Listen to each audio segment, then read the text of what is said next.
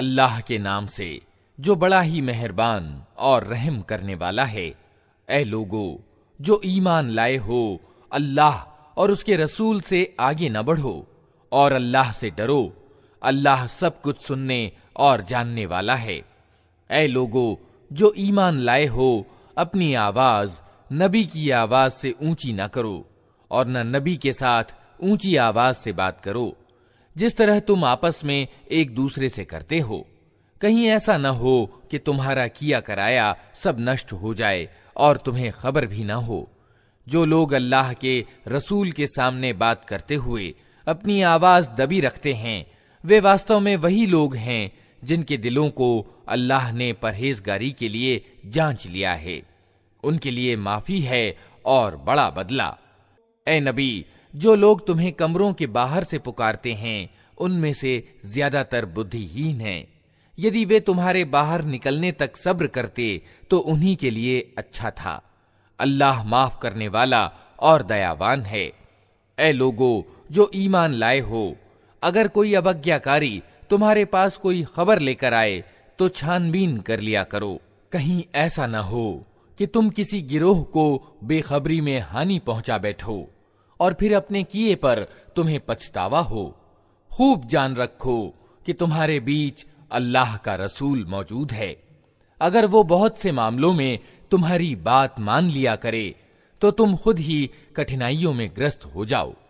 मगर अल्लाह ने तुमको ईमान का प्रेम दिया और उसको तुम्हारे लिए प्रिय बना दिया और कुफ्र यानी इनकार और उल्लंघन और अवज्ञा से तुमको विमुख कर दिया। ऐसे ही लोग अल्लाह के अनुग्रह और उपकार से सन्मार्ग पर हैं और अल्लाह सर्वज्ञ और तत्वदर्शी है। और अगर ईमान वालों में से दो गिरोह आपस में लड़ जाएं, तो उनके बीच सुलह कराओ। फिर अगर उनमें से एक गिरोह दूसरे गिरोह पर ज्यादती करे तो ज्यादती करने वाले से लड़ो, यहां तक कि वो अल्लाह के आदेश की ओर पलट आए। फिर अगर वो पलट आए तो उनके बीच इंसाफ के साथ सुलह करा दो और इंसाफ करो कि अल्लाह इंसाफ करने वालों को पसंद करता है। ईमान वाले तो एक दूसरे के भाई हैं, अतः अपने भाइयों के बीच संबंधों को ठीक करो और अल्लाह से डरो। आशा है कि तुम पर दया की जाएगी। ऐ लोगो जो ईमान लाए हो, न मर्द दूसरे मर्दों की हंसी उड़ाएं। हो सकता है कि वे उनसे अच्छे हों, और न औरतें दूसरी औरतों की हंसी उड़ाएं। हो सकता है कि वे उनसे अच्छी हों। आपस में एक दूसरे पर व्यंग्य न करो और न एक दूसरे को बुरी उपाधि से याद करो। ईमान लाने के बाद दुराचार में नाम पैदा करना बहुत बुरी बात है। जो लोग इस नीति से बाज न आए वे जालिम हैं। ऐ लोगो जो ईमान लाए हो, बहुत गुमान करने से बचो कि कुछ गुमान गुनाह होते हैं। टोह में मत पड़ो और तुम में से कोई किसी की पीठ पीछे निंदा यानी गीबत न करे। क्या तुम में कोई ऐसा है जो अपने मरे हुए भाई का मांस खाना पसंद करेगा? देखो तुम खुद इससे घिन खाते हो। अल्लाह से डरो।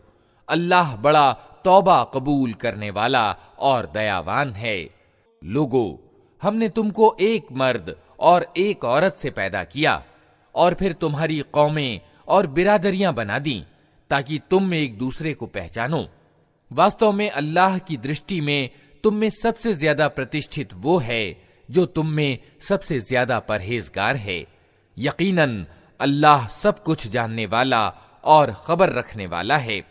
ये बद्दू कहते हैं कि हम ईमान लाए। इनसे कहो तुम ईमान नहीं लाए, बल्कि यूं कहो कि हम आज्ञाकारी हो गए। ईमान अभी तुम्हारे दिलों में दाखिल नहीं हुआ है। अगर तुम अल्लाह और उसके रसूल के आज्ञाकारी हो जाओ तो वो तुम्हारे कर्मों के बदले में कोई कमी न करेगा।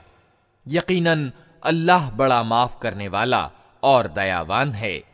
वास्तव में तो ईमान वाले वे हैं जो अल्लाह और उसके रसूल पर ईमान लाए, फिर उन्होंने कोई शक न किया और अपनी जानों और मालों से अल्लाह के मार्ग में जिहाद यानी जान तोड़ प्रयास किया। वही सच्चे लोग हैं। ऐ नबी इन ईमान के दावेदारों से कहो क्या तुम अल्लाह को अपने दीन की सूचना दे रहे हो, हालांकि अल्लाह जमीन और आसमानों की प्रत्येक चीज को जानता है और हर चीज का ज्ञान रखता है। ये लोग तुम पर एहसान जताते हैं कि इन्होंने इस्लाम कबूल कर लिया। इनसे कहो, अपने इस्लाम का एहसान मुझ पर ना रखो, बल्कि अल्लाह तुम पर अपना एहसान रखता है कि उसने तुम्हें ईमान की राह दिखा दी, अगर तुम वास्तव में अपने ईमान के दावे में सच्चे हो। अल्लाह जमीन और आसमानों की हर छिपी चीज का ज्ञान रखता है और जो कुछ तुम करते हो वो सब